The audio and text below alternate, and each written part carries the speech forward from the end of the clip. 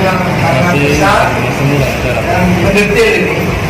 Namun belum diupload lagi dari teman-teman yang lain bisa menyampaikan, menguatkan penyampaian Pak Agung ataupun ada hal-hal yang lain. Artinya mungkin Pak Agung tadi ada yang terlupa ya Pak. Mungkin ada yang terlupa ataupun menguatkan apa yang disampaikan Pak Agung ya. Silakan Bapak yang lain yang silakan tunjuk tangan untuk menyampaikan.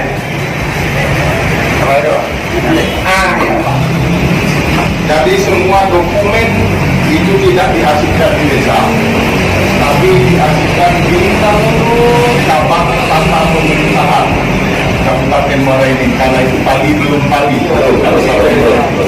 Jadi seluruh dokumen tentang PT Serpong Lintas Raya itu ada di bagian tata pemerintahan pemerintah Kabupaten Muara Enim. Kala itu pejabatnya Pak Burgani Hasan. Sekarang ini kabar satunya Maizal Kasran Esok, mantan camat Sungai Rotan. Jadi segala arsip tentang pembangunan jalan Serpong Lintas Raya itu ada di bagian tata pemerintahan Pemkab Kabupaten Muara Enim.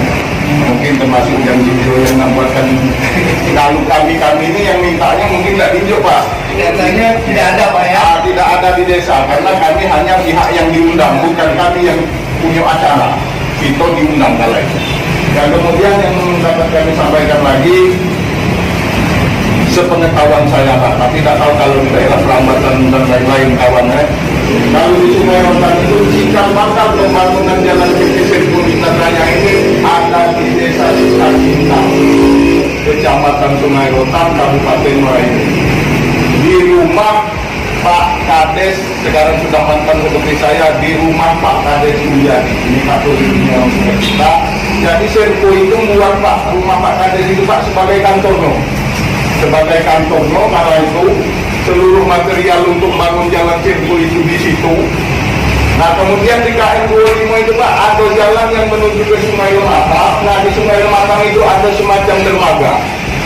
Semacam dermaga dulu untuk masuk semen, untuk masuk koral, alat berat dan lain sebagainya. Nah sekarang Pak Kades itu diajak kerja pun tidak. Rumah dia dijadikan kantor, rumah dia di tempat pemukiman, tapi dia sekarang pengangguran. Yang menikmati jalan Serpong itu orang lain. Pak Kades itu makan susah sekarang. Padahal dia dulu ya. Mungkin itu Pak, jadi dokumen Pak ada di tata pemerintahan Kabupaten Muara Enim. Pejabatnya kala itu namanya Pak Burgani Hasan. Sekarang pejabat sahabat satu itu Pak Maizal Kasran Esok. Terima kasih. Masih ya. Seandainya ini jalan Pak, kita mau nyebrang. Itu ditanya masyarakat bagaimana kami mau nyebrang. Sementara ini yang akan operasi itu nanti mencapai ratusan bahkan ribuan. Itu sangat membahayakan bagi kami usaha di atas jalan tersebut untuk masyarakat menyeberang. Yang selanjutnya masalah dampak lingkungan seperti sekarang ini, mohon maaf bapak-bapak, ini dari berbagai desa, ada dari Sukacinta, Modong, Pengakuan, Harapan Jaya mungkin.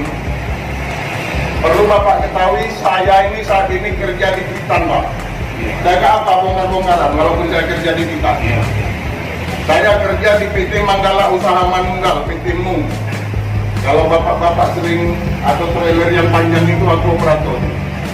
Mungkin bapak-bapak juga risih lihat debu sekarang. Jadi waktu sosialisasi itu ditanya masalah analisa dampak lingkungan, pihak PT Serpong Lintas Raya ini juga menyatakan apabila ada pencemaran lingkungan misalnya akibat debu dan lain sebagainya, maka pihak PT Serpong siap mengganti kerugian masyarakat di sekitar lokasi jalan tersebut. Kemudian akan mengevaluasi, menganalisa apa yang terjadi. Mereka siap melakukan penyiraman, tapi mohon maaf Pak, saya bukan menjelekkan Bitan, penyiraman ada tapi ala kadarnya. penyiraman tidak maksimal. Sehingga sekarang ini panas, bisa dibuktikan pagi-pagi masyarakat itu menghitam. Karet-karet banyak yang kena debu dan lain sebagainya. Mungkin bapak-bapak ini bisa nanti menyampaikan lebih detail. Jadi pada saat sosialisasi itu, ya sirkul lintas raya kala itu tangguh memiliki jalan selebar 2 meter di sisi kiri dan kanan jalan PT sirkul lintas raya. Yang kedua, tangguh untuk membangun jembatan bersama. Yang ketiga, tangguh mengganti rugi kerugian masyarakat akibat karena hubungan yang menimbulkan polusi. Kemudian daripada itu, karena khususnya di kilometer bawah itu dari kilometer 36 sampai Pok, itu daerah persawahan rawa-rawa. Adanya jalan sirkuit itu Pak mengakibatkan sawah-sawah sekarang ini jadi kering. Karena kalau bahasa daerah kami Prabu Muli ini Pak kebendung. Ditambah kanal PT Golden Blossom Sumatera alias GBS. Itu bikin kanal, jadi air itu tidak lagi mengalir ke sawah masyarakat, tapi masuk kanal langsung ke Sungai Musi. Ditambah dibendung oleh jalan sirkuit. Memang PT Sirkuit itu sudah membangun Nestable Plank alias gorong-gorong yang dari besi baja. Tabrakan itu sama-sama meninggal dunia Pak, di kilometer 8 ini. Kemudian di KM 3 itu ada yang perbaikan mobil. Di bawah ini mobilnya roboh, ketimpa unit juga meninggal dunia. Beberapa bulan yang lalu di kilometer 56 ada mobil yang mogok, unit yang mogok, drivernya lagi perbaikan di bawah bak ditabrak dari belakang oleh unit yang lain juga meninggal dunia. Yang terakhir di kilometer 108 ini juga meninggalkan 4 lagi korban meninggal dunia, dan ada satu lagi masyarakat di kilometer 49 itu juga 2 orang meninggal dunia. Yang satu mau pergi ke Pontianak dengan sama suaminya tertabrak mobil angkutan batu bara, yang perempuan yang meninggal itu diduga di Serpong, Sumarekon, Serpong, Tangerang, Banten. Di situ alamat kita. Kalau di Marini karena sudah ke sana. Jadi untuk pimpinan yang tertinggi di kita yang berada di seputar Marini dan Lahan ini jabatannya adalah kepala teknik tambang. Jadi bukan direktur, bukan manajer karena, tapi jabatan tertingginya adalah kepala teknik tambang atau KTP. Gerakan yang dibawanya itu baru yang demikian ya. Nah, jadi dari apa yang saya sampaikan ini sampai dengan saat ini, saya nanti masuk malam bapak-bapak sih malam.